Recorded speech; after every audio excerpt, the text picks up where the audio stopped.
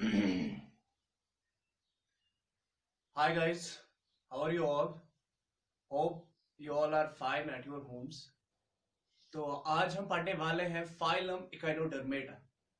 तो कल हमने कंप्लीट किया था फाइलम मोलास्का और आज हम पढ़ने जा रहे हैं इकाइनोडर्मेटा। तो वीडियो को स्टार्ट करने से पहले जो आज हमें पढ़ना है फाइलम इकाइनोडर्मेटा, उसको स्टार्ट करने से पहले मैं आपको बताता चलूं कि जब भी आप YouTube पर इस वीडियो को देखोगे तो आप तुरंत उस पर लाइक करोगे और जो ये मेरी चैनल है उसको आप सब्सक्राइब करोगे। तो चलिए जी, बिना कुछ समय गवाए हुए हम चलते हैं towards our topic, that is Echinodermata. अब देखो, इकाइनोडर्मेटा जो है फाइलम इकाइनोडर्मेटा, फाइलम इकाइनोडर्मेटा की अगर मैं बात करूं तो द टर्म, पहले मैं आपको टिडबिट्स इसके बताता हूं। जो टर्म इकाइनोडर्मेटा है, ठीक है, dermata means skin, derma, dermatology, dermatology means study of जो स्किन रिलेटेड इश्यूज होते हैं, that is studied under dermatology, ठीक है। तो इसीलिए derma means skin and echinos, echinos means spine. तो अगर मैं वर्ड मीनिंग इसकी निकाल दूंगा, it is made up of two words, echino and derma, echino and derma. Echino means spine, spine, and derma means, या इसको मैं लिखूंगा स्पाइन, डर्मा मीन्स स्किन। तो इनमें कांटे जैसी स्किन होती है इकाइनोडर्मेटा, इनकी जो स्किन होती है उनमें कांटे जैसे होते हैं, स्पाइन्स उनमें होते हैं, लेकिन ऐसे कांटे नहीं कि आप हाथ लगाओगे और खून बह जाएगा हाथों से, ऐसे कांटे नहीं होते इनकी स्किन पर। They are having these spine like structures but they are very soft, बहुत ज्यादा सॉफ्ट होते हैं these spines जो होते हैं on the derma or on the skin of the on the skin of these echinodermates। तो इसीलिए हम इनको कहते हैं इकाइनोडर्मेटा। जो फाइलम है इसमें जो भी एनिमल्स आते हैं तो हम उनको क्या कहते हैं, स्पाइनी सिकनेड एनिमल्स। तो इस फाइलम का वेल पॉपुलर नेम है स्पाइनी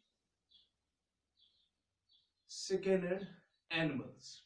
जैसे कि कल हमने मोलास्कस पढ़ा था, तो मोलास्कस को हमने क्या कहा था, molluscs are known as soft bodied animals.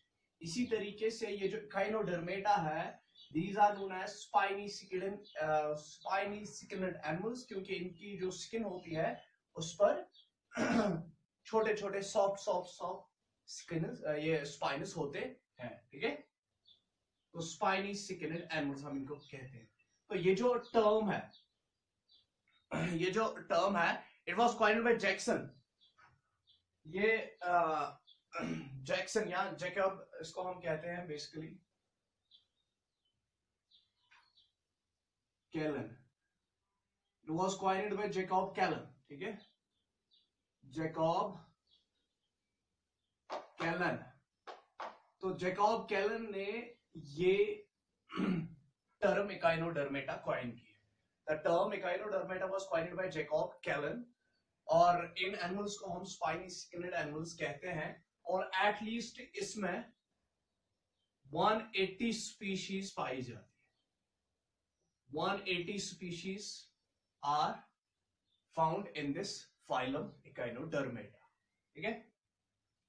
तो इसका वेल नोन ऑर्गेनिज्म, अगर आपने मेरे पहले वाले लेक्चर्स सुने होंगे तो पहले दो लेक्चर्स, जो बेसिक पहला वाला लेक्चर जो बेसिक क्लासिफिकेशन पे था, तो मैंने कहा था कि जो ही आप इकाइनोडर्मेटा का फाइलम का नाम सुनोगे तो आप कहोगे दीज आर स्पाइनी सिकनेड एनिमल्स, और आप इसकी एक वेल नोन एग्जांपल याद रखोगे, दैट इज स्टार फिशेस। जो भी आप स्टार फिशेस देखते हो वो किस में आते हैं, इकाइनोडर्मेटा फाइलम में आते हैं। तो ये तो था थोड़ा some tidbits regarding इकाइनोडर्मेटा। तो अब चलते हैं हम सब बेसिक कैरेक्टरिस्टिक्स। जैसे कि हमने सारे फाइलम्स की हम बेसिक कैरेक्टरिस्टिक्स सारे फाइलम्स की पढ़ते हैं अभी तक हमने जो पढ़े हैं, तो उसी तरीके से फाइलम इकाइनोडर्मेटा में भी हम जनरल बेसिक कैरेक्टरिस्टिक्स के पढ़ेंगे, और कुछ पिक्यूलियर कैरेक्टरिस्टिक्स जो इस फाइलम के हैं वो भी हम आगे देखेंगे। तो इकाइनोडर्मेटा, अगर मैं हैबिटेट की बात करूं, now the habitat is important. Habitat क्यों इंपॉर्टेंट है? देखो ये ऐसे 3 फाइलम्स है, उन 3 फाइलम्स में ये आता है कि जो टोटली एंड टोटली मैरीन होते हैं। तो हैबिटेट क्या होता है इनका? इनका हैबिटेट होता है, दे आर एक्वेटिक, ये खाली पानी में पाए जाते हैं। बट पानी में कहा? Inside the marine waters. तो मैरीन वाटर्स में ये पाए जाते हैं। खाली ऐसे 3 फाइलम है जो मैरीन वाटर्स में पाए जाते हैं। एक तो कौन था? टीनोफोरा, एक फाइलम था। And the second phylum was Echinodermata, Ctenophora and Hemichordata.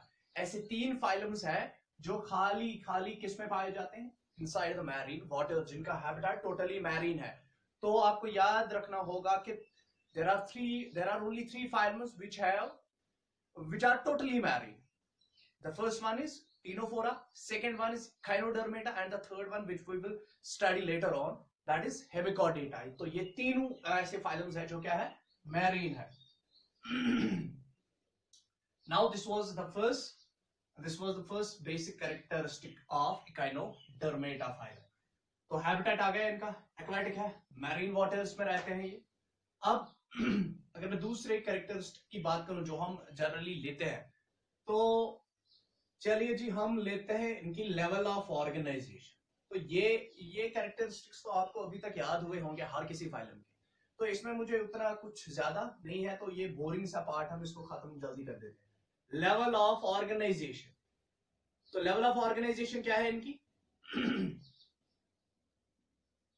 Good. Level of organisation इनकी advanced type of level of organisation है, दैट मींस ऑर्गन सिस्टम। सबसे एडवांस्ड तो यही लेवल ऑफ ऑर्गेनाइजेशन है, that is organ system organisation. Organ system grade of organisation इनमें है। तो अगर मैं आपको रिवाइज करता चलूं तो सेल्यूलर ग्रेड किसमें थे? पोरोफेरा में। उसके बाद टिश्यू ग्रेड किसमें था? टिश्यू ग्रेड था सिंडेरियंस और टीनोफोरा में। उसके बाद ऑर्गन ग्रेड किसमें था? प्लैटिहेल्मिन्थस में।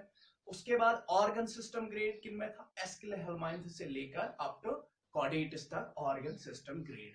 ठीक है, तो ये लेवल ऑफ ऑर्गेनाइजेशन तो होगी। तो जिसको ये समझ नहीं आ रहा है कि ये लेवल ऑफ ऑर्गेनाइजेशन क्या होती है, तो उसके लिए जो पहले मेरे 2 लेक्चर्स है बेसिक क्लासिफिकेशन के, जितने भी लेक्चर्स मैंने डाले हैं यूट्यूब पर, तो पहले आप उनको देखो, फिर आपको ये समझ आएगा। तो इसके बाद तीसरा कैरेक्टरिस्टिक हम उठाते हैं, that is body plan complete होता है, that is they are having the complete that is complete alimentary canal. तो उसको कहते हैं tube within tube body plan. तो जिसमें भी tube within tube body plan होता है उसमें एलिमेंट्री कैनाल के सेपरेट ओपनिंग्स उसमें होती है, दैट मींस माउथ भी होता है एलिमेंट्री कैनाल में और एनस भी होता है। तो it is having complete elementary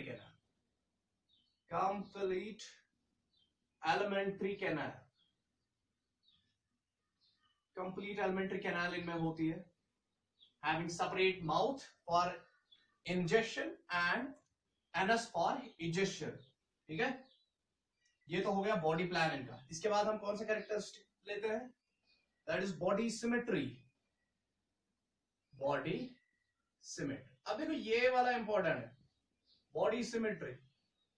अभी तक आपने देखा होगा कि हमने बायलेटरल सिमेट्री एडवांस्ड कैरेक्टर है, तो वो आगे चल रहा है, प्लैटिहेल्मिन्थस से लेकर आगे चल रहा है body symmetry, bilateral body symmetry. लेकिन इकाइनोडर्मेटा एक ऐसा फाइलम है जिसमें एडल्टस में रेडियल सिमेट्री पाई जाती है, they are having radial symmetry. Body symmetry क्या है इकाइनोडर्मेट्स की? They are having the radial symmetry. लेकिन रेडियल सिमेट्री एडल्ट्स में होती है, लार्वा इसका भी क्या होता है? बायलेटरल। तो मोस्टली एज अ फाइलम हम कहते हैं कि बॉडी सिमेट्री जो इकाइनोडर्मेट्स की बॉडी सिमेट्री है दैट इज रेडियल सिमेट्री। और जो इनका लार्वा होता है, लार्वा इनका क्या होता है? Bilateral symmetry, that is having bilateral symmetry. Larva Echinodermata का जो बाइप्लनेरिया लार्वा होता है, तो उसमें क्या होती है? उसमें बायलेटरल सिमेट्री होती है। वाइल जो भी अडल्ट्स होते हैं, अडल्ट्स में रेडियल सिमेट्री पाई जाती है। और ये पॉइंट इंपॉर्टेंट बनता है इसका, क्योंकि ये बाकी फाइलम से अभी हट गया है, क्योंकि कल तक हम बायलेटरल सिमेट्री पढ़ रहे थे, तो आज ये आ गई रेडियल सिमेट्रीज में। तो रेडियल सिमेट्री आपने किस किस में देखी है? रेडियल सिमेट्री आपने टीनोफोरा में देखी है, सिंडारियम्स में देखी है, और ये जो फाइलम है दैट्स इकाइनोडर्मेटा, इनमें रेडियल सिमेट्री पाई जाती है। लेकिन लार्वा इसका बायलेटरली सिमेट्रिकल होता है। तो यहां तक हो गया। ये 3 कैरेक्टर्स हमने पढ़ लिए हैं। अब कुछ और कैरेक्टर्स पढ़ेंगे हम इनके। Now the another characteristic is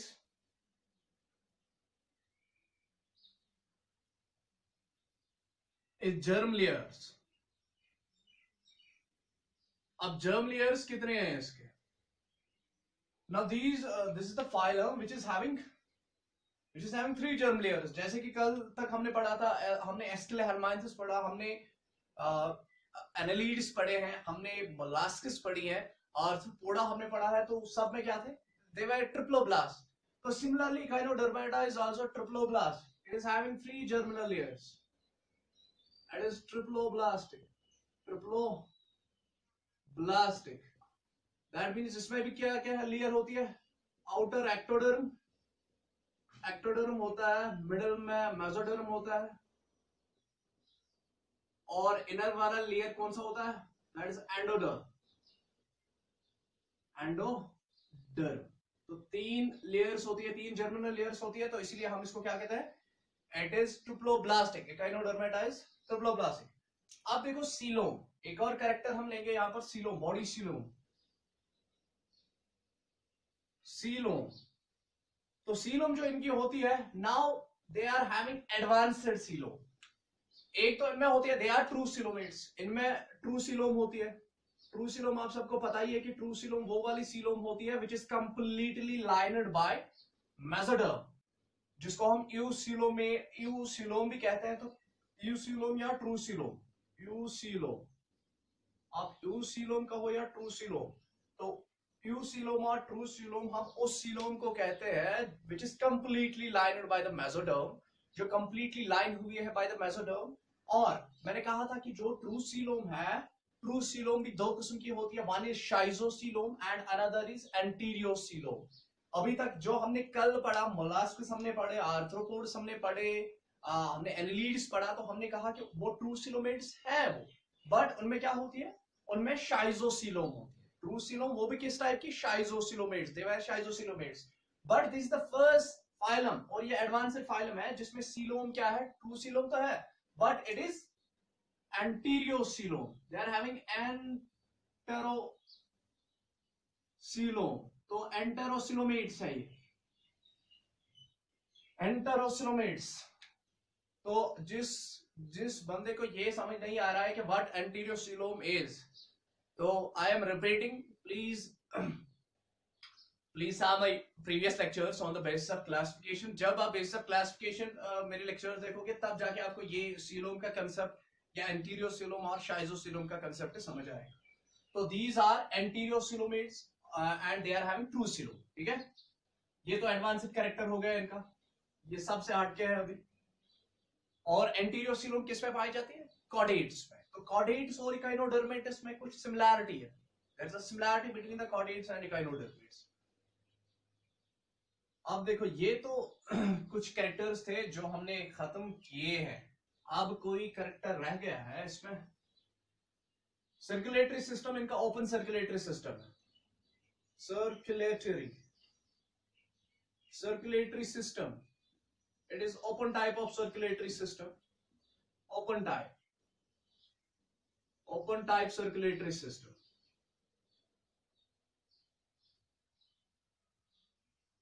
circulatory system open type है,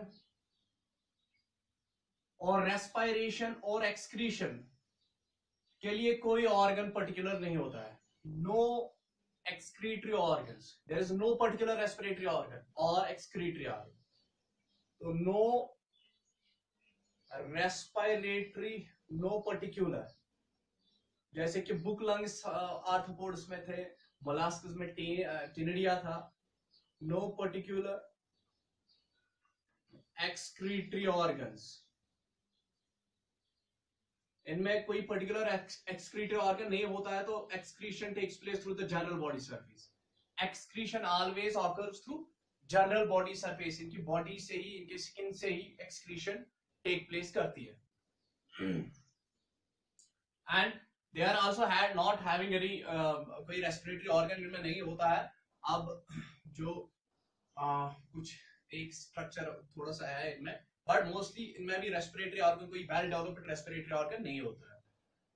ये तो मेन कैरेक्टर्स इनके आ गए, यहां तक सर्कुलेटरी सिस्टम आ गया, एक्सक्रीटरी ऑर्गन कोई नहीं है इनमें, सीलोम आ गई, जर्म लेयर्स आ गई। तो ये मेन कैरेक्टर्स थे जो हमने अभी तक पढ़े। अब थोड़ा सा आगे हम चलेंगे तो जो भी अब कैरेक्टर्स रह गए हैं वो मैं आपको यहाँ पर, हम एक इकाइनोडर्मेटा की यहाँ पर एक डायग्राम बनाएंगे जिसमें सारे कैरेक्टर्स जो भी होगा वो आएगा। Now the remaining characters which are inside that जो इकाइनोडर्मेटा फाइलम में जो भी अब रिमेनिंग कैरेक्टर्स है, ये जो आपकी टेक्स्ट बुक पर जो भी कैरेक्टर्स अब इनके अलावा दिए गए हैं, तो वो हम वाया एक डायग्राम सीखेंगे। Now one of the most important organism of the Echinodermata is starfishes, Aphrodite, starfish। अब देखो starfish क्या है, ये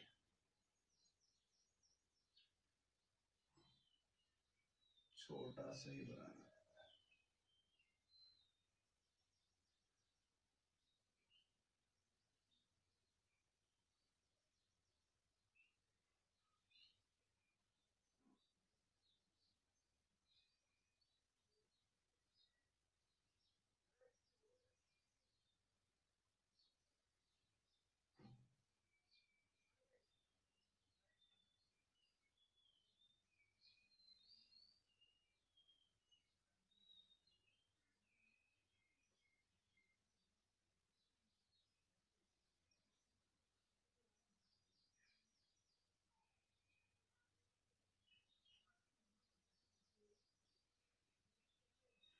तो दिस इज अ स्टारफिश, एक स्टारफिश है।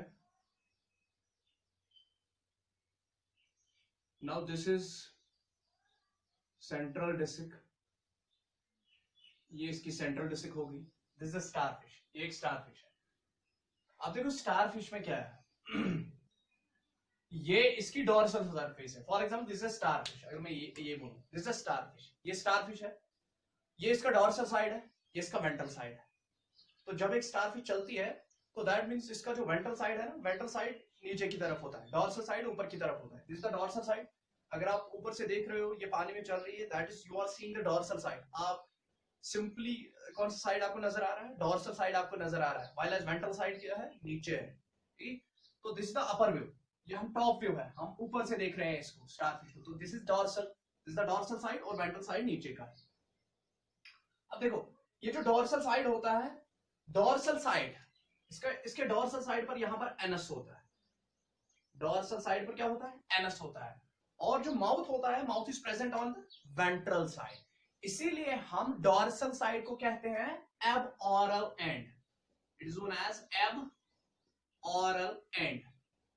तो anus is located on the dorsal side, that means on the aboral end. Anus यहां पर है, दिस इज एनस, ये एनस है, डोर्सल साइड में एनस होता है, तो इसको कहते हैं हम एबऑरल एंड। तो anus is located on the aboral and, that means on the dorsal side. While as जो वेंट्रल साइड होता है, वेंट्रल साइड अगर मैं यहां से कर, दिस इज डोर्सल साइड, और ये मैं देता हूं यहां पर, दिस इज वेंट्रल साइड। ठीक, तो वेंट्रल साइड में इनके क्या होता है, वेंट्रल साइड में इनके माउथ होता है, और डोर्सल साइड में इनके क्या होता है, एनस होता है।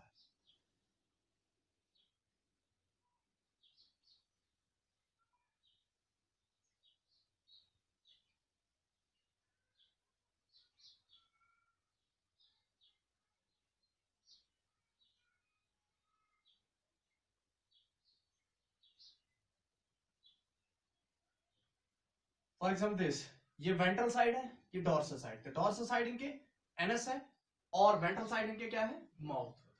ठीक, आई थिंक यहां तो उससे अच्छी तो ये वाली डायग्राम हो गई।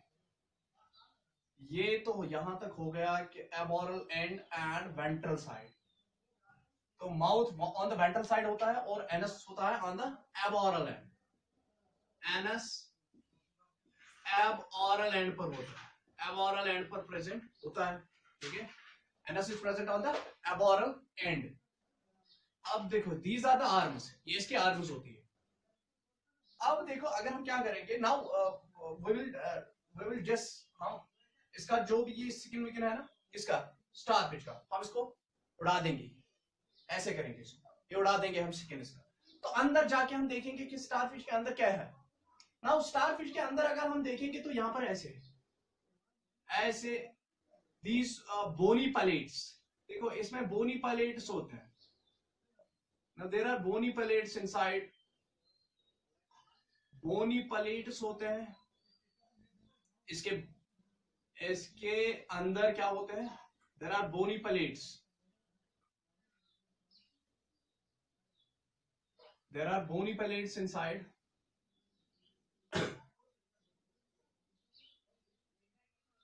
bony palates,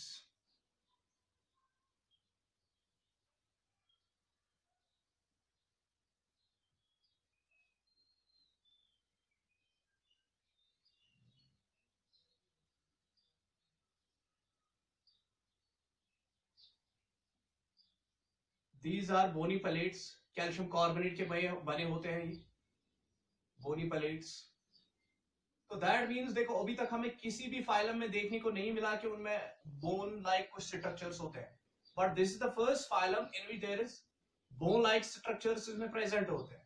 बोनी एंडोस्केलेटन, इसमें अंदर एंडोस्केलेटन, बाहर इसमें कोई काइटिन वाइटिन छोड़ो भाई, बाहर इसमें कोई हार्ड वाला स्ट्रक्चर नहीं होता है, बट अंदर इसकी बॉडी के अंदर क्या होते हैं, these structures, these bony structures, ये बोनी स्ट्रक्चर्स होते हैं।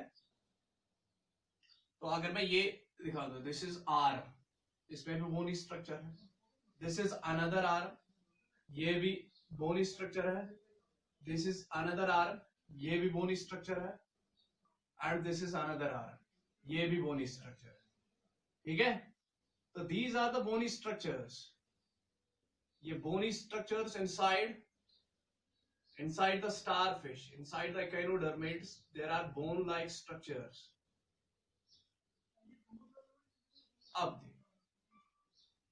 अब ये बोन लाइक स्ट्रक्चर जो है, दैट मींस इनका जो मैं कहता हूं, इनका जो एंडोस्केलेटन है, दे आर हैविंग एंडोस्केलेटन। इनमें क्या है, दे आर हैविंग एंडोस्केलेटन।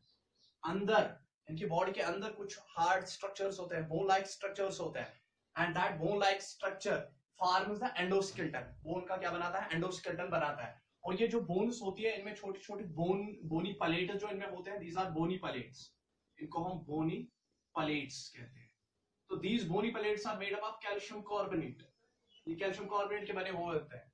और ये bony pellets के दरमियान muscles होती हैं, there are muscles which provide the flexibility, ये flexibility provide करती है। these are the muscles, ये muscles है, these are muscles which are between the bony pellets, और ये इनको flexibility provide करती है। तो echinodermates में जो flexibility आती है, this is because of the muscles which are present between the bony pellets। तो these are muscles। अब मैं सारा नहीं बना पाऊंगा, muscles कुछ ऐसे हैं। तो ये muscles हैं। अब देखो इन bony pellets पर, जो bony pellets है, इन bony pellets पर यहां पर और थोड़े से क्या होते हैं, और थोड़े से ये स्ट्रक्चर्स होते हैं ऐसे। एक और बोनी सा स्ट्रक्चर होता है, दैट इज नोन एज ट्यूबरक्यूली। इसको हम ट्यूबरक्यूली कहते हैं, ट्यूबरक्यूली। तो अनदर बोन लाइक स्ट्रक्चर्स जो होते हैं, दैट इज नोन एज ट्यूबरक्यूली। तो देखो इसमें होता है ट्यूबरक्यूली, दीज ये जो इंक्लाइंड है vertically, these structures, these are known as, they are just like as bones, they are another bones. ये एक और बोनी पैलेट्स है, तो जिनको हम ट्यूबरक्यूले कहते हैं, दीज आर नोन एज ट्यूबरक्यूले। अब यहां पर देखो, यहां पर बिटवीन दीज, यहां पर कुछ एक ऐसा एक और स्ट्रक्चर होता है। तो दैट मीन देखो यहाँ पर एक और ऐसा स्ट्रक्चर होता है। तो जैसे मैंने कहा था कि जो स्पाइन्स, मैंने कहा था ना इनकी बॉडी स्पाइनी सिक्रेट होती है, तो ये ट्यूबरक्यूले की अपीयरेंस से होती है। ट्यूबरक्यूलेस जो होते हैं ये यहाँ पर ऊपर ऊपर की तरफ है, तो this gives the spiny appearance. तो रफ अपीयरेंस जो इनके स्किन की होती है, this is due to this tubercles. ठीक है, ऐसे ट्यूबरक्यूले होते हैं, ऐसे these tubercles are just like this. तो इनकी स्किन ऐसी ही होती है। ठीक है, these are just like this. अब देखो यहां पर, अब इसको छोड़ो आप, अब यहां पर आप देखो हेयर, ये तो ट्यूबरक्यूले का तो हो गया। ये एंडोस्केलेटन हमने देखा, इसमें एंडोस्केलेटन होता है। ट्यूबरक्यूले हमने देखा, जिससे ट्यूबरक्यूले से ही इनकी क्या आती है, that are roughness of skin, जो इनकी स्पाइनी सिक्रेट एनिमल्स हमने इनको कहा। तो दीज आर ट्यूबरक्यूलेस, इनको हम क्या कहते हैं, ट्यूबरक्यूले। ट्यूबरक्यूले बोन लाइक स्ट्रक्चर्स होते हैं। अब देखो इनके दरमियान यहां पर एक ऐसा सैक लाइक स्ट्रक्चर्स होते हैं, सैक लाइक स्ट्रक्चर्स, ऐसे ऐसे। तो दीज सैक लाइक स्ट्रक्चर्स अंदर से खाली होते हैं और they are filled with the coelom, coelomic fluid. Coelomic fluid, इनमें सीलोमिक फ्लूइड होता है। They are having coelomic fluid, इनमें होता क्या है basically, they are having the coelomic fluid. अब ये जो सैक लाइक स्ट्रक्चर्स जो होते हैं जिनमें ये सीलोमिक फ्लूइड है, सैक लाइक स्ट्रक्चर्स, तो अंदर से ये खाली जैसे होते हैं, तो जिनमें सीलोमिक फ्लूइड होता है, these sac like structures are known as dermal branchiae। इनको हम डर्मल ब्रैंके कहते हैं। और बेसिकली ये आउटग्रोथ होती है किसकी, सीलोम की ही आउटग्रोथ के होती है, तो इनको हम डर्मल ब्रैंके कहते हैं। These are known as dermal branchiae। तो ये डर्मल ब्रैंके होते हैं, These are known as dermal branchiae। और सीलोमिक फ्लूइड अगर इन डर्मल ब्रैंकीज में क्या होता है, These are sac like structures और इनमें सीलोमिक फ्लूइड होता है। तो सीलोमिक फ्लूइड के दो ही फंक्शंस हैं, या तो ये एक्सक्रीशन के काम आता है, या तो ये रेस्पिरेशन के काम आता है। तो that means these dermal branchiae help in respiration and excretion. Respiration और एक्सक्रीशन के लिए डर्मल ब्रैंकीज होते हैं। तो dermal branchiae help in respiration and excretion purposes because they contain the coelomic fluid. और सीलोमिक फ्लूइड से क्या हो जाएगा, एक्सचेंज ऑफ गैसेस यहां से टेक प्लेस करेगा। तो दीज आर डर्मल ब्रैंकीज। तो ये डर्मल ब्रैंकी हो गए। अगर मैं यहां पर अब लिख डालूं ये, तो दीज आर डर्मल ब्रैंके, डर्मल ब्रैंके। ठीक है, ये ट्यूबरक्यूले हो गया। और यहां पर एक और स्ट्रक्चर यहां पर ऐसे होता है, one of the structure is just like this, ऐसे कांटे जैसा होता है, ऐसे ऐसे ऐसे स्ट्रक्चर होता है। This is just like this structure is like this,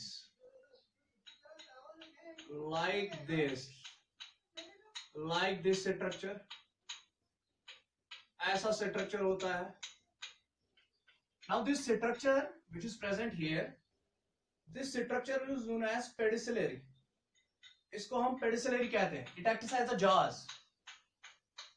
इसको हम पेडिसिलरी कहते हैं, पेडिसिलरी।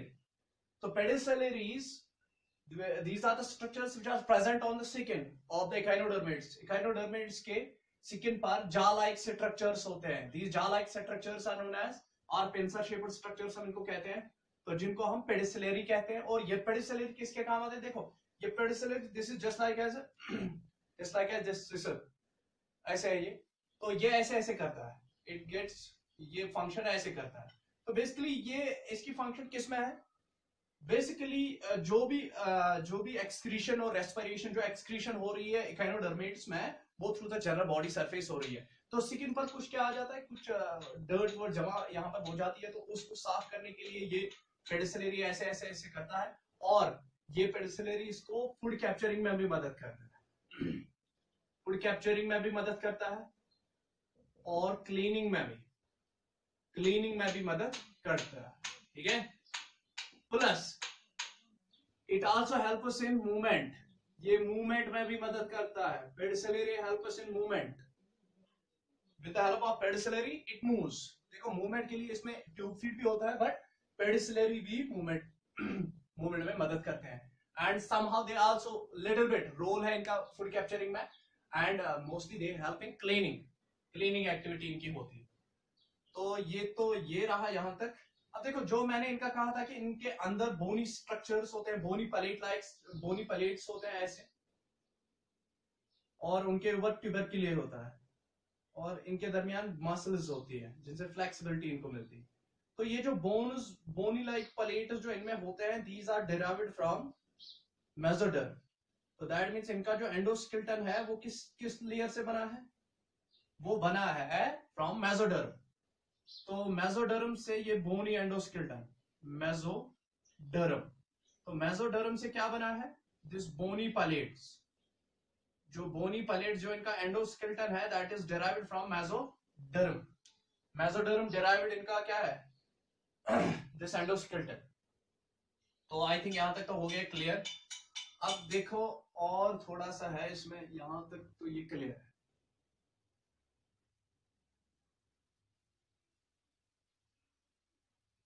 अब ये वाली डायग्राम में यहां पर बना देता हूं।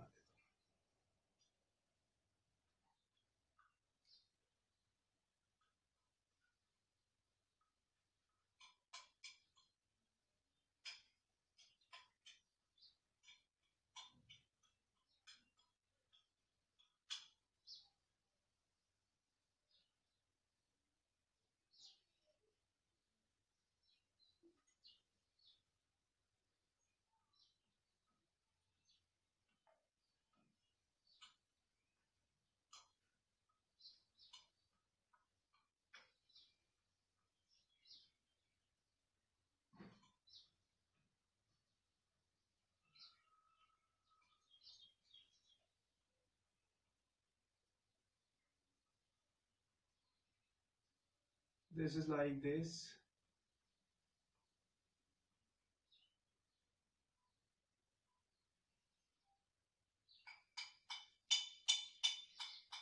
This is like this.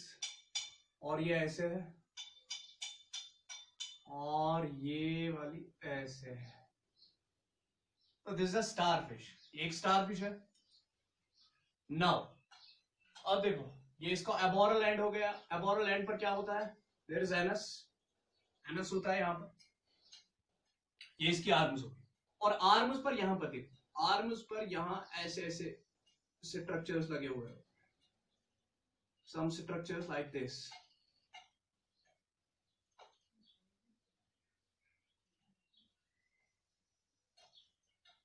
जिनको हम ट्यूब फीट्स कहते हैं, and they help in movement. और इसके बहुत सारे फंक्शंस हैं, but tube feets mostly help in movement. तो ऐसे ऐसे स्मॉल ट्यूब लाइक स्ट्रक्चर्स होते हैं आर्म्स पर, स्मॉल ट्यूब लाइक स्ट्रक्चर्स होते हैं आर्म्स पर, and these tube like structures are known as tube feets. तो इन्हीं से ये मूवमेंट करती है। तो जब ये चलती है, पानी में चलती है, तो with the help of tube feets, तो इनको हम ट्यूब फीट्स कहते हैं, ट्यूब फीट्स। तो tube feets are basically small microscopic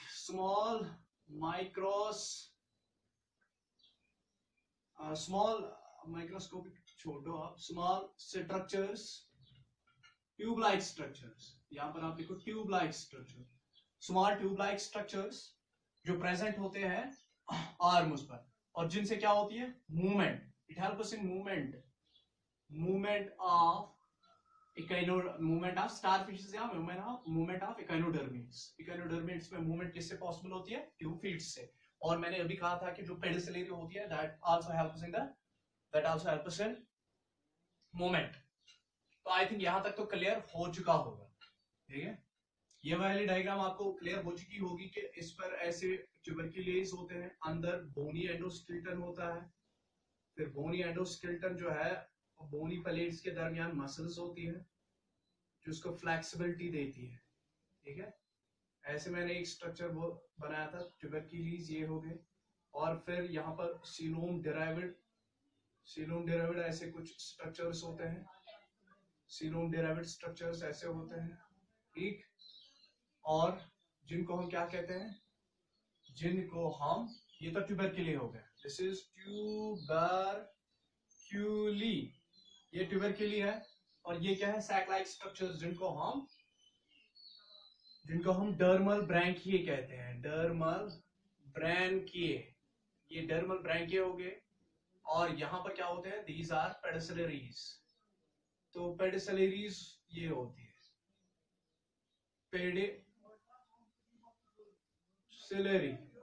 पेडिसिलरी, dermal ब्रैंकिए और ट्यूबरक्यूली, these are the structures which are found on the body of the echinodermate, and this is anus, ये anus होता है, और माउथ इसका यहां पर होता है on the ventral side, ठीक। और ये ट्यूब फीड्स होते हैं इसके।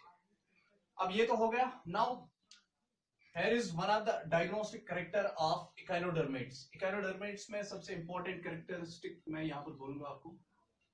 now that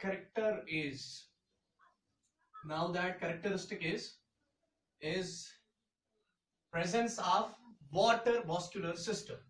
तो इनमें क्या होता है, water vascular system, now this is one of the important characteristics on which the objective is 110% objectives आएंगे इस पर। water vascular system, आप इसको water canal system नहीं कह सकते, water canal system was found in porphyra, but इसमें क्या होता है, इसमें वाटर वस्कुलर सिस्टम होता है। Firstly I will check the time, 36 minutes हो गए, 36 minutes, okay 36 minute, that mean time थोड़ा है अभी। चलिए तो इसको जल्दी से खत्म कर लेते हैं। Water vascular system, now what water vascular system is, और इस वाटर वस्कुलर सिस्टम की फंक्शंस क्या है, तो अभी हम यहां पर पढ़ेंगे। देखो वाटर वस्कुलर सिस्टम जो है ये एक इंपॉर्टेंट सिस्टम होता है, और ये एबोरल एंड पर एक परफोरेटेड सर्कुलर स्ट्रक्चर होता है जिसमें बहुत सारे छेद होते हैं, and that perforated circular structure is known as मैडरीपोराइट।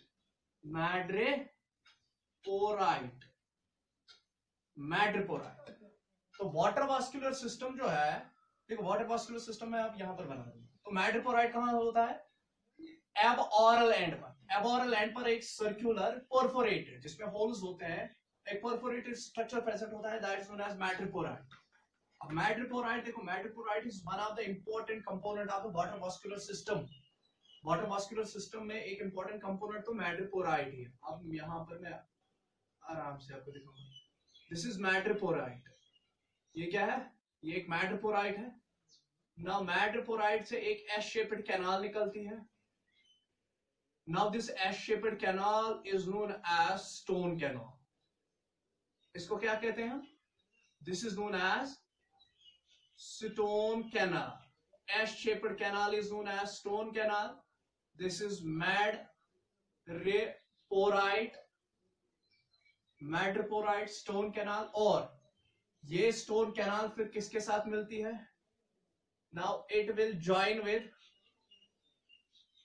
the pentagonal ring canal। एक, दो, यह है तीन, now this is the fourth one and this is fifth। यह है pentagonal ring, this is known as pentagonal ring canal. तो ये pentagonal ring canal से कनेक्ट होगी, pentagonal ring canal. Pentagonal ring canal से फिर क्या निकलती है, हर किसी आर्म में एक एक रेडियल कैनाल निकलती है, टुवर्ड्स ईच आर्म एक लेटरल और रेडियल कैनाल निकलती है। फॉर एग्जाम्पल स्टारफिश में 5 आर्म्स होती हैं, तो हर किसी आर्म में एक एक कैनाल जाती है, and this canal is known as radial canal और लेटरल कैनाल। रेडियल कैनाल ही हम इसको बोलते हैं। Now this is known as radial canal. ये रेडियल कैनाल हो गई। Now this is known as radial canal. ये रेडियल कैनाल है, दिस इज रेडियल कैनाल। देखो ये तो पेंटागोनल कैनाल होगी, this is known as radial canal. Radial canal हर किसी आर्म में रेडियल कैनाल जा रही है, और यहां पर साइड में लेटरल कैनाल्स निकल रही है, ऐसे लेटरल ट्यूब्स निकल रहे हैं, साइड में लेटरल ट्यूब्स निकल रहे हैं।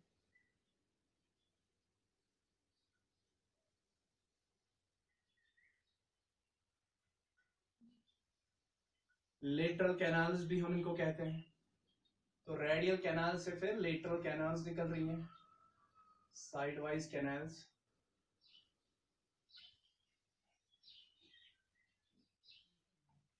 ऐसे तो इन पर लगे होते हैं दीज ऐसे वाले structures,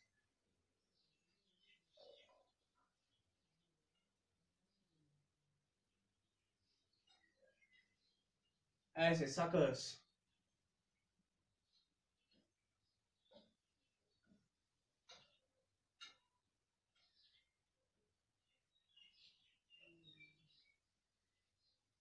Now these structures are present there.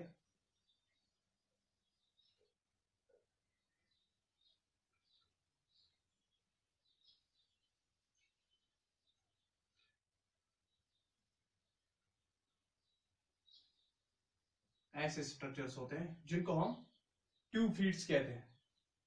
It is tube feet. ये ट्यूब फीट है, शकर है, इसके ऊपर इसके आगे ये सकर्स लगे होते हैं, ठीक है। तो ये एक आर्म है, this is the arm of an starfish या आर्म ऑफ एन एकाइडोंटा। तो ये वाटर वास्कुलर सिस्टम है। अब देखो पानी यहां से आएगा, water will enter into this, it will go towards the stone canal, it will go into the pentagonal ring canal, then it will go towards, it will radiate towards जो पानी है, पानी कहाँ जाएगा, towards each and every arm, और every arm में कहाँ जाएगा वो, into the this, ये जो ampulla, ये जो ट्यूब फीट है, ट्यूब फीट के पास ये साकर है, this is ampulla, ampulla, ampulla है, ये एक्ट करता है as a, that means that pumper, और ये साकर है। तो इसमें जाएगा, ट्यूब फीड में जाएगा लास्ट में पानी, और इसी से क्या हो जाएगा, इसी से movement, it helps in the movement, क्योंकि इसमें सक्शन होती है। सक्शन, ये पानी को सक करता है, उसके बाद रिलीज करता है, सक करता है, रिलीज करता है। तो दैट मींस इससे क्या आएगी, इससे मूवमेंट आएगी, इससे ये स्टार फिश या जो इकाइनोडर्मेट है ये एक जगह से दूसरी जगह चल पाएगा, बट स्लोली, ठीक है। तो यहां तक ये हो गया सक्शन। तो इसमें सक्शन फोर्स अप्लाई हो जाता है, सक्शन फोर्स क्रिएट हो जाता है, जिससे ये मूवमेंट हो जाती है। और यहाँ पर 9 सर्कुलर बॉडीज होती है। These 9 circular bodies are known as Tideman bodies. Tideman bodies ऐसे होती है, Tideman bodies। तो इनको हम टाइडमैन बॉडीज कहते हैं। There are 9 Tiedemann bodies. ये होगी 9 टाइडमैन बॉडीज यहां पर प्रेजेंट होती है।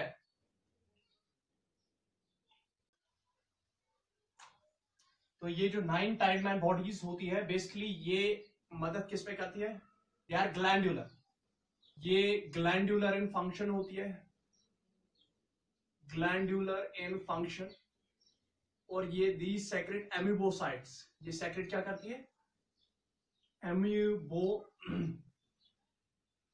एम्यूबोसाइट्स, दे सेक्रेट एम्यूबोसाइट्स, ये फॉर्म करती है amoebocyte cells. Amoebocytes are form करता है Tiedemann bodies. Tiedemann bodies are, these are glandular in function and their function is to secrete the amebocytes, amebocytes बनाती है। इसी तरीके से यहां पर होते हैं, these are, यहाँ पर ऐसे कुछ वेसिकल्स जैसे होते हैं, those are known as pollen vesicles। ये pollen vesicles हर कहीं से होते हैं इस पेंटागोनल रिंग।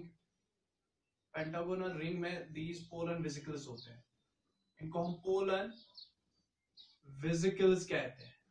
पोलन वेसिकल्स काम क्या करते हैं? दे हेल्प इन एक्सपेंशन। ये मदद कर किसमें करते हैं? Expansion of pentagonal ring canal या एक्सपेंशन ऑफ रिंग कैनाल। तो रिंग कैनाल को एक्सपैंड करने के लिए पोलन वेसिकल्स होते हैं। और जो ही ये पानी यहाँ से स्टोन कैनाल से, ये मेट्रोपोराइड से जाकर स्टोन कैनाल में आएगा, स्टोन कैनाल से फिर रेडियल कैनाल में जाएगा, रेडियल कैनाल से फिर ये स्टोन कैनाल से पहले पेंटागोनल रिंग में जाएगा, पेंटागोनल रिंग से फिर कहाँ जाएगा? रेडियल कैनाल्स में जाएगा, रेडियल कैनाल से फिर इस एम्पुला में जाएगा, और वो एम्पुला जब सक करेगा, इसको एक्सर्ट प्रेशर करेगा, तो वो चला जाएगा दिस ट्यूब फीट में। तो these are the tube feets. ये बेसिकली ट्यूब फीट्स ही होते हैं, ये ट्यूब लाइक फीट है, ट्यूब फीट। तो इसके आगे सक्कर होता है।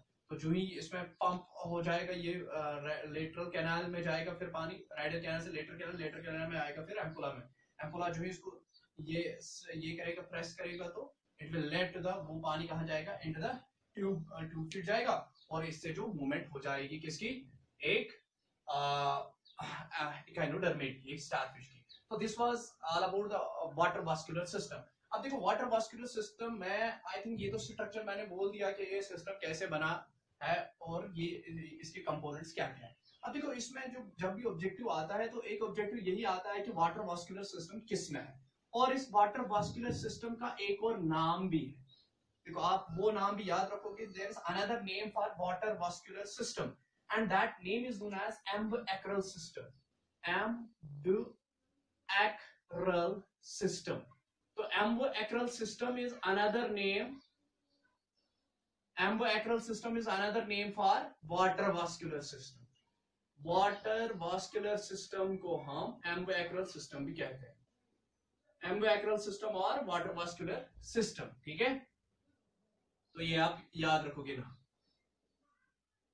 और अब इसके फंक्शंस क्या है? What are the functions of ambulacral और वाटर वास्कुलर सिस्टम? फंक्शंस पर ऑब्जेक्टिव आ जाता है, तो आपको फंक्शंस याद रखिए ना। फंक्शंस क्या है इसकी? पहली है, it helps in capturing of food, capturing of food. अब देखो कैप्चरिंग ऑफ फूड ये कैसे करता है? For example this is a starfish, ये एक स्टारफिश है, दिस इज अ स्टारफिश।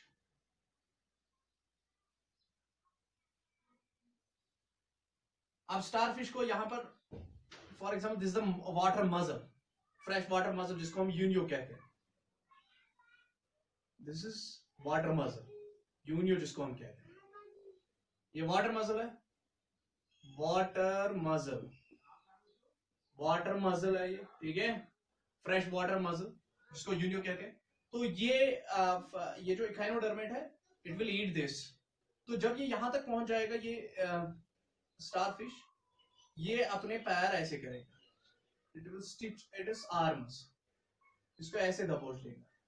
तो इसमें आगे क्या होते हैं? सकर्स होते हैं, ट्यूब फीट के आगे सकर्स होते हैं, एंड दो suckers will help in capturing of that food. ठीक है, तो कैप्चरिंग ऑफ फूड होती है किससे? With the help of ambulacral system, क्योंकि इसमें सक्शन होता है, तो उससे वो क्या करते हैं? फूड को कैप्चर कर देती है।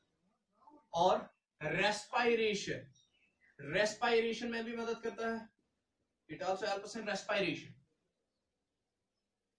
और तीसरा तो है ही मूवमेंट, मूवमेंट। ठीक है, capturing of food, movement is there, and that means एक तो न्यूट्रिशन में भी मदद करती है, लोकोमोशन में भी मदद करती है, रेस्पिरेशन में भी मदद करती है। और देखो एक और फंक्शन है अटैचमेंट, क्योंकि इसमें सकर्स प्रेजेंट होते हैं, तो अटैचमेंट में भी ये मदद करती है। It helps in attachment, it helps in reproduction, reproduction में भी मदद होती है इससे, and it also helps in excretion. और excretion tube feet water vascular system की ही बदौलत होता है, और थोड़ा बहुत एक्सक्रीशन थ्रू द एनस भी हो जाता है। तो excretion, reproduction, attachment, movement, respiration और capturing of food, capturing of food. तो these are the functions of water vascular system, जो आपको 110% याद रखने हैं। तो I will mark it as a star, 5 stars. तो दीज फंक्शंस आपको याद होनी चाहिए कि कैप्चरिंग ऑफ फूड में भी मदद करता है, वाटर वास्कुलर सिस्टम, रेस्पिरेशन में भी, मूवमेंट में भी, अटैचमेंट में भी, रिप्रोडक्शन में भी और एक्सक्रीशन में भी। तो नाउ आई थिंक मोस्टली ये तो डन है, we are done with the Echinodermata phylum, but अब थोड़ा सा कुछ रह गया है। Now we will take up the reproduction. तो जो रिप्रोडक्शन इनमें होती है, नाउ इनमें देखो, इनमें प्रिमेटिवनेस फिर से आ गई। They are hermaphrodites. ये बेसिकली क्या होते हैं? हर्मोफ्रोडाइट्स। हर्मोफ्रोडाइट्स, तो ये हर्मोफ्रोडाइट्स होते हैं। These are hermaphrodites, that means they are having, एक एकाइनोडर्मेट में दोनों सेक्सेस प्रेजेंट होते हैं, male as well as female. Hermaphrodites होते हैं ये। फर्टिलाइजेशन इनकी एक्सटर्नल होती है। Fertilisation is external. External fertilisation इनमें होती है। और डेवलपमेंट इनकी इनडायरेक्ट होती है। इनडायरेक्ट डेवलपमेंट, इनडायरेक्ट डेवलपमेंट इनमें होती है। और बाइपिल्यूनैरा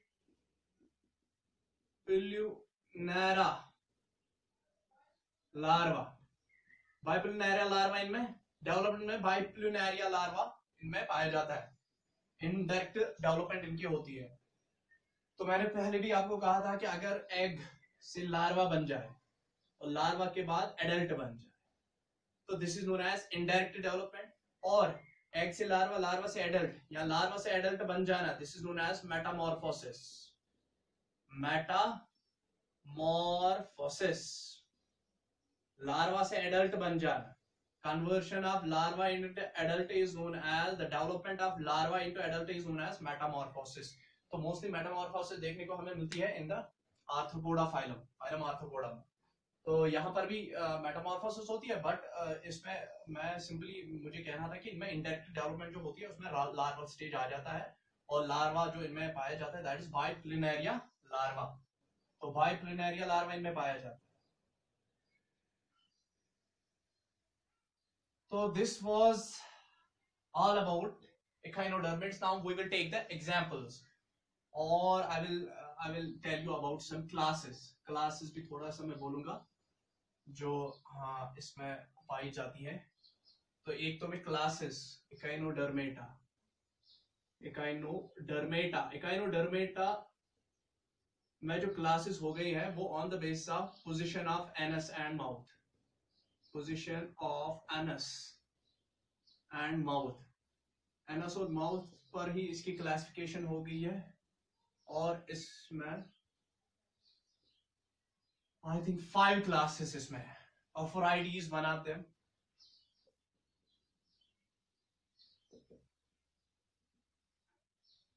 क्राइनोइडी, crinoides is one of them. Aphorides is there. There is holothyroid is there.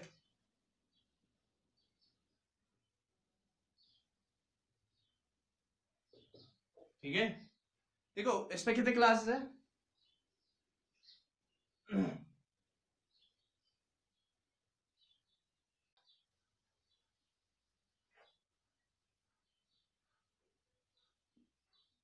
Asteroid,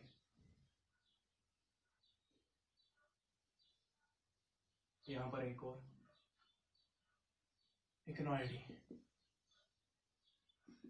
तो these are the classes of echinodermata. एस्ट्रॉइडी में स्टार फिशेस आती है, ठीक है। और देखो इक्नोइडी, इक्नोइडी में एक और चीज होता है, देखो वो मैं आपको बताऊं, जो एरिस्टोटल लैंट्रिन्स जो एक फूड कैप्चरिंग ऑर्गन इक्नोइडी में पाया जाता है, दैट इज एरिस्टोटल लैंट्रिन्स। कितने हो गए? 454 मिनट्स। स्टार फिशेस जिनको हम एस्टेरीज बोलते हैं, एस्टेरीज वो एस्ट्रॉइडी में आते हैं। ऑफियोथ्राइडी में ऑफियोथ्रिक्स, ऑफियोथ्रिक्स को हम ब्रिटल स्टार कहते हैं, it is known as brittle star. Echinoidea में आएगा इक्नियस, इक्नियस। तो इनमें देखो इक्नियस जो है इनमें इस इकोनाइडी में एक मास्टिकेटरी ऑर्गन होता है. This class is having the members of this class, Echinoidea class के जो मेंबर्स होते हैं इनमें एक मास्टिकेटरी ऑर्गन होता है. That masticatory organ is known as Aristotle lantern. Aristotle lantern, ठीक है. एरिस्टोटल लैंट्रेन, एरिस्टोटल लैंट्रेन आता है इसमें इकोनाइडी में एरिस्टोटल लैंट्रेन एक मास्टिकेटरी ऑर्गन होता है जो विच हेल्प्स इन द मास्टिकेशन, ठीक है, विच हेल्प्स इन द मास्टिकेशन. तो उसको हम एरिस्टोटल लैंट्रेन कहते हैं.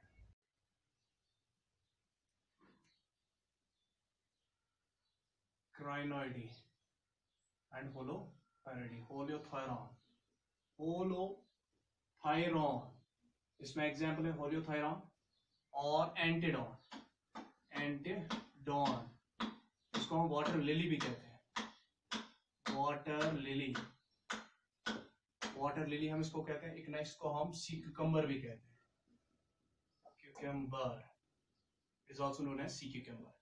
अब देखो एस्ट्राइडी, स्टारफिशेस, एस्टेरिस, इसमें क्या होता है, इसमें एक लार्वा आता है. That larva is known as bipinnaria larva या ब्राचियोलर लार्वा और बाइप्लेनेरिया लार्वा.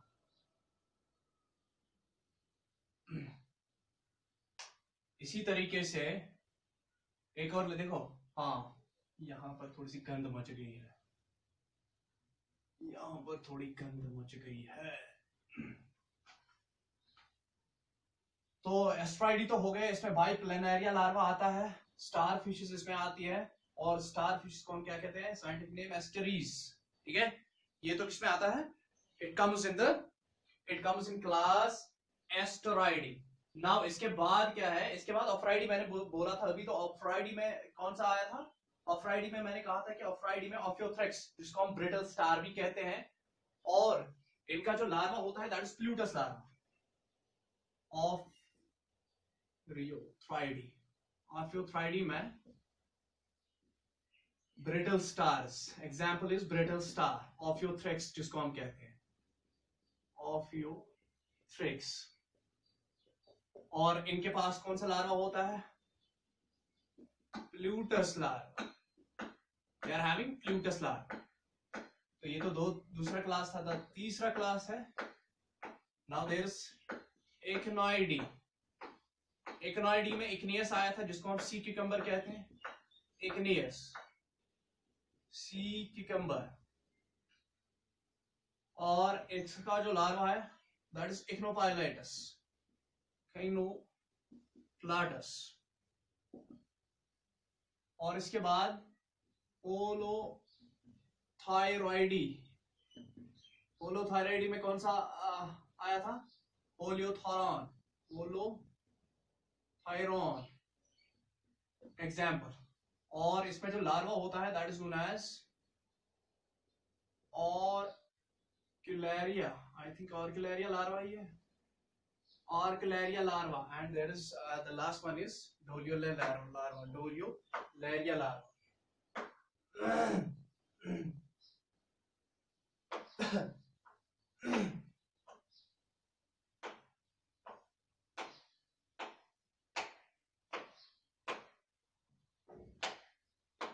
इग्नियस को सी क्यूकम्बर नहीं, सी अर्चिन कहते हैं. होलियोथायरॉन को हम सी क्यूकम्बर कहते हैं, क्यूकम्बर. ऑर्किलेरिया लार्वा इसमें आता है. और जो लास्ट वाला क्लास है that is crinoidea, doliolaria larva उसमें आता है और एंटीडॉन उसके एग्जांपल है. The last is this is the fourth one and this was last, that is known as क्राइनोइडी.